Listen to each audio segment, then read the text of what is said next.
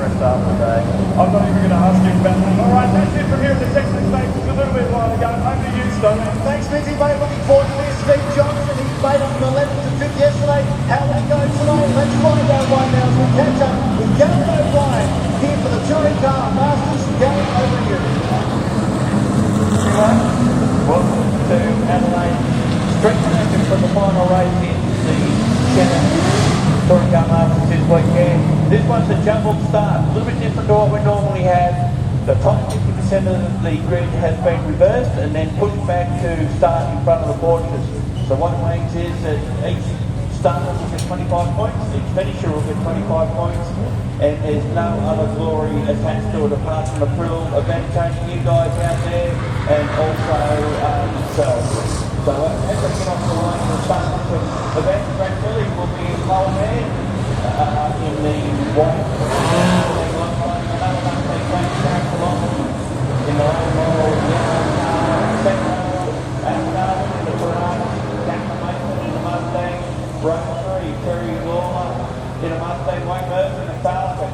Then we've got Loud Hogan in the Mustang, Alan Bogan, get that right in a sec, in the Mercury Comet, that huge 63 model sprint-like looking car, but not quite there. It's a little bit different. It's a bit bigger. It's about 8 inches longer, although we can just see it weaving in the background there at the moment. That's the number 97 car. Darren Curl in the Monaro, and we've got Bob Wisely, another Corona campaigner, Brett Gilden in the lime green Monaro out of position 11. Jim Richards out of 12. Mark King in the Camaro out of 13 after a great run yesterday. Kevin Kelly, we've seen him make it to the finish yesterday.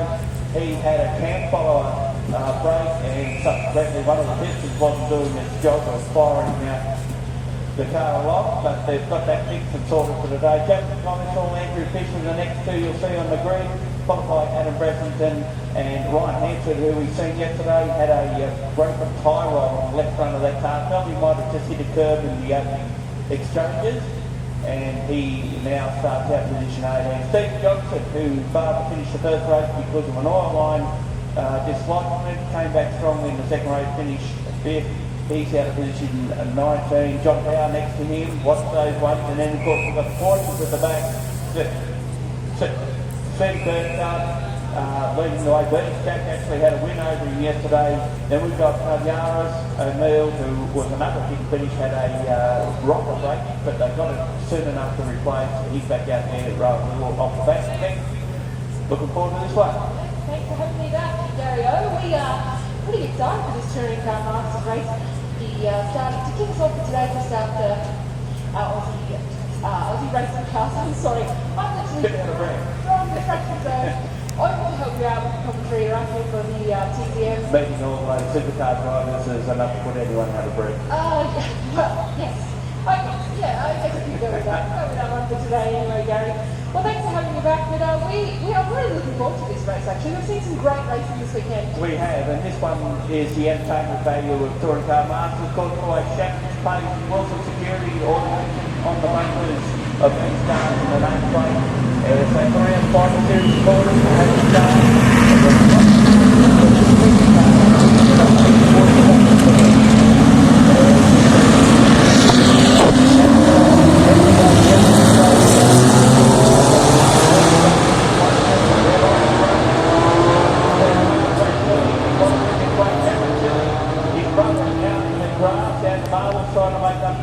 Already as he tries to spot down the inside lane.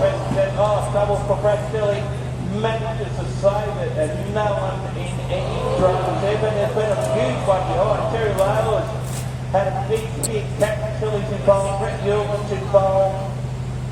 There's a mess there with those cars. At least 3, it looks like Bob Wisely's Torana's involved as well. But we've got a safety car naturally. One of the Porsches at the back end, Burchard pulls out of that and manages to get around. Looks like John Bowers' car's, no, that's Jason Gomersall in the 09 Extra. He's managed to pull it up.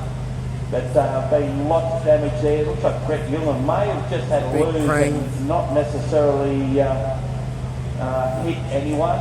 But certainly this race has always been devised so that we don't have this sort of situation. But unfortunately, probably the trickiest part of the circuit to negotiate on the first lap.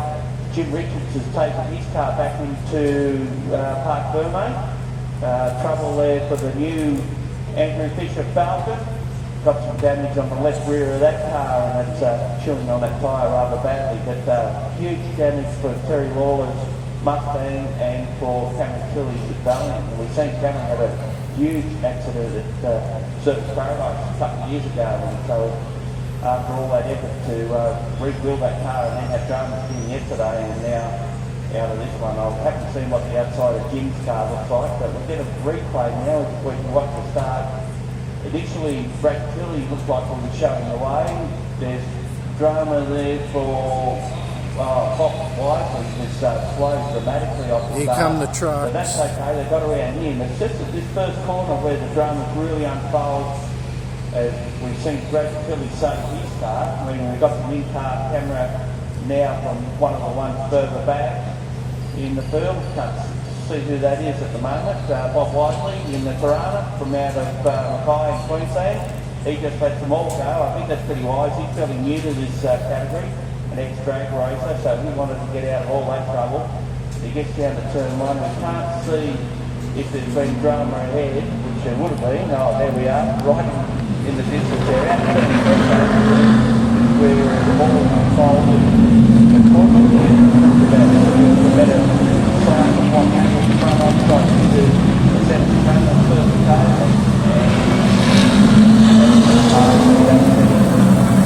That another in-car camera shot from and he's gone through. He's stopped there from Lawler's car, turned him around. Oh, the coupe's got a heap of damage on the back of it. As we see another shot here of Brad Tilley's big save first time round. Yeah. And of course, Cameron Tilley had nowhere to go. So what actually triggered the incident for Lawler, we're not sure. Slow-mo might give us a better indication here. Just as they go through, Terry Lawler is actually on the left-hand side of the screen and must shoot across the track. Does he hits someone? We'll just see he goes flying through, bounces off the Jim Richards car. Yeah, unbelievable. A lot of damage, bits and pieces flying off the car, and of course Jim goes to the left, Terry goes to the right, Cameron comes down to try and avoid all the mess, and unfortunately there is a black Mustang right in front of him, hits him fair in the door, so lots of damage there, so he's got on both sides.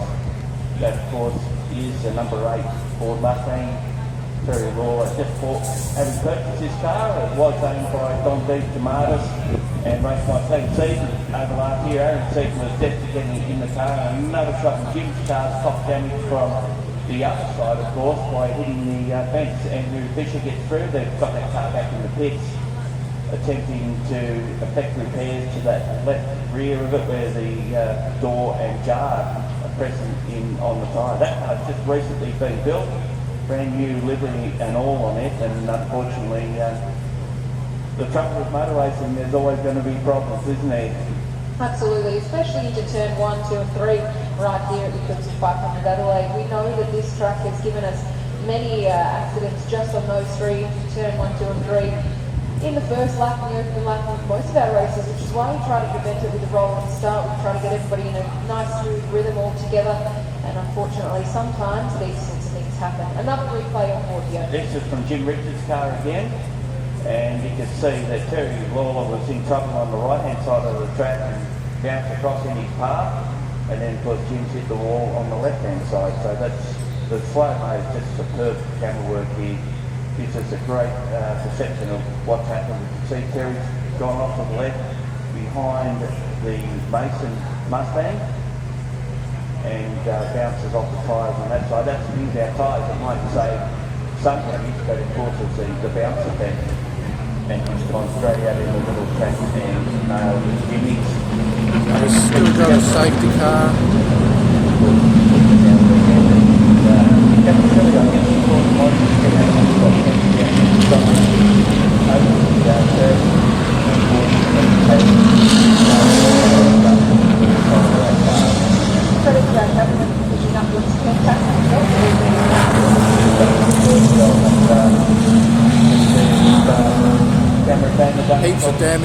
Coop. Andrew Fish by the look of it. Getting his perception. Alright, well we might just leave this one here. We have 8 laps remaining while we're on the safety car of the Touring Car Masters for this point in time. But we'll be back shortly. We're going now for a quick break.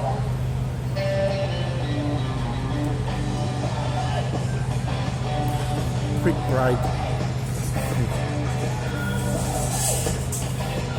Shouldn't have to watch bloody ads while you're at the race.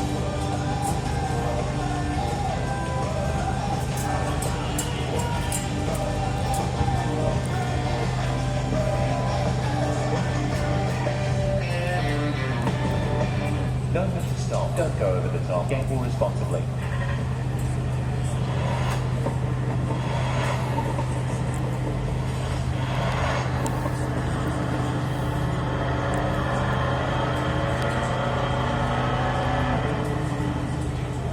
Introducing another bright idea from Denso.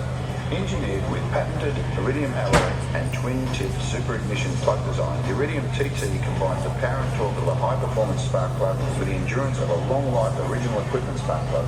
So you can drive around the Earth over 2 times with lower emissions and better fuel economy. That's over 100,000 kilometres of uncompromised performance. The revolutionary Denso Iridium TT. For more information, visit www.densoautoparts.com.au. Are you thinking of swapping to the new Colorado? Still got ads playing. Honestly, take your time to this drive. You can take one from 24 hours to make sure it's the truck for you. I love the ride. It's a beautiful day. Not going to be as hot. Pick up when it's good, keep it dry. Doesn't feel like you're full door. I'm sold. Yeah, well, love that. Honestly, take your time test drive. The challenge to redefine what you expect from a hard-working truck. The solution, the astonishing all-new Hino 500 Series wide cab with unrivaled build quality, encompassing next-level chassis, suspension and axles, a range of engine and transmission options, a cabin with unsurpassed driver comfort, and class-leading safety with vehicle stability control. It's a game changer. The all-new Hino 500 Series wide cab. It's another Hino advantage. Welcome back to 94.3 500 FM TV presented by Radio Rentals. We're here just finishing up with our safety car for Touring Car Masters, and I'm joined by Gary in the commentary box. Yeah, thanks, Becky. Welcome back. And now we look around the way. Safety car.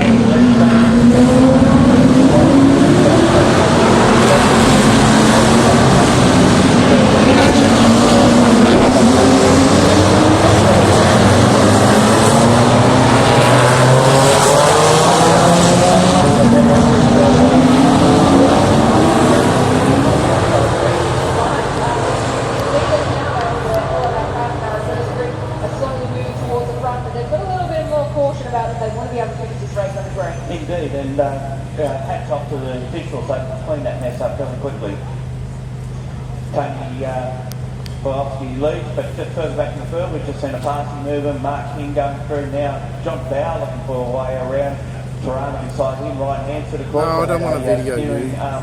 Yesterday, Steve Johnson up the inside of Bow to go through turn 4 and 5. And protecting it from way back, their teammates. JB goes the wide way to try and get some more pace out of it. And Stevie Johnson gets past Bower on that occasion, use the traffic to his advantage to move further forward. But they're still behind Ryan Hansford, his first running Touring Car Masters, being a V8 youth racer for many years. The whole team moving over to this category for this year. Andrew Fisher looks like he's rejoining from the pits after making some repairs. Of course, it's important to finish to get those extra points, which you will need. But Capitalising still leads the way with Tilly second. Gareth, the MCAS mate,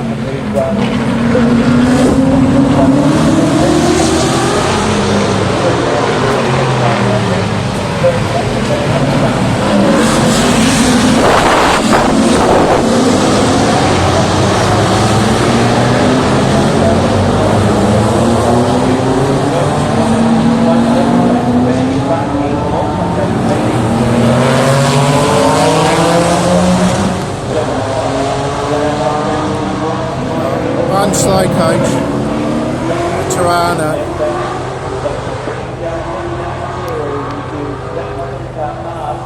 Of course, Ryan it's the son of the late great Greg Hansford, and of course Steve Johnson and John Brownlee. No introduction to anyone that's ever been to a motor racing meeting in their life. He's done it all, or they've done it all, but certainly Ryan Hansford's not letting these great names put him off as he still continues to head, and somehow JB's got ahead of Steve Johnson on that occasion. They've got Leo Taven also in another Mustang right behind him. Still plenty going on at the front of the field, as you can see him down in the turn 9, where we'll have 5 laps remaining according to our time sheet at the end of this one. But still Wayne Mercer trying to get past this Comet. An aircraft carrier is not just long, it's obviously fairly wide. It's not getting past it in a hurry. And I can tell you yesterday, the circle of the 8 on the back end, so that's the helicopter on it.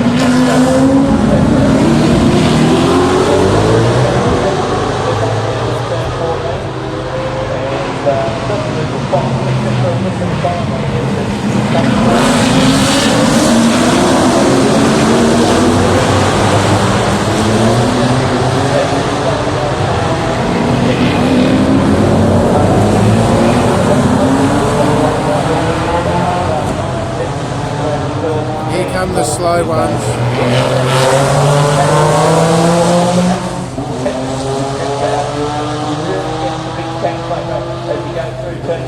Don't know where the... Oh, there he is. What's going on here? We're stacked up too deep.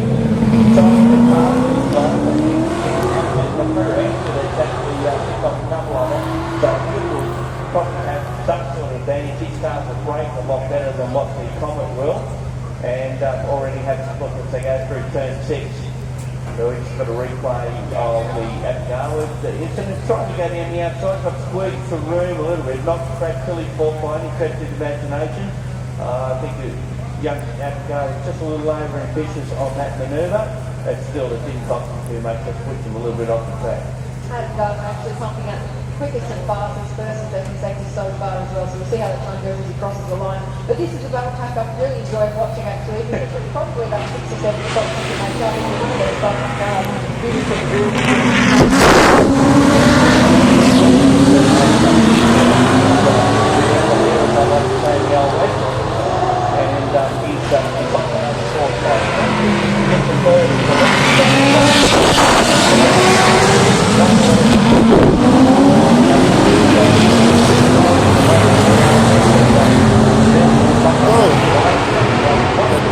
The Comet lost, come off the track.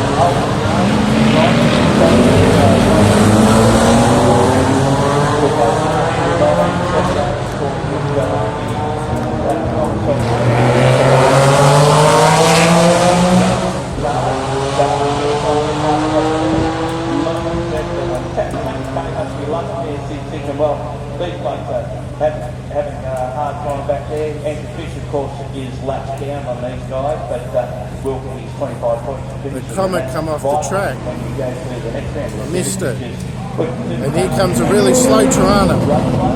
There it goes. The beautiful weather we've had here in Adelaide. Okay, coming down to turn 9, or through turn 9 now to complete this lap. This will be 1 lap to go after this. Final lap, this one? This is the final lap. My apologies there. So Tony Karen Philosophy will likely win this one. I don't think they're going to play them up as they come down through. Looking for a wide mark. That's the thing as they come up to the start finish line.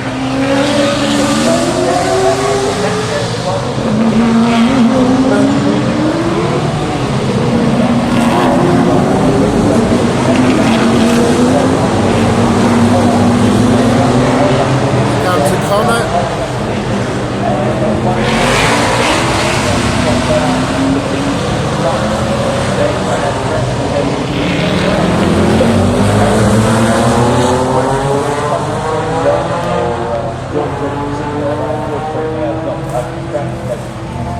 Slow Porsche.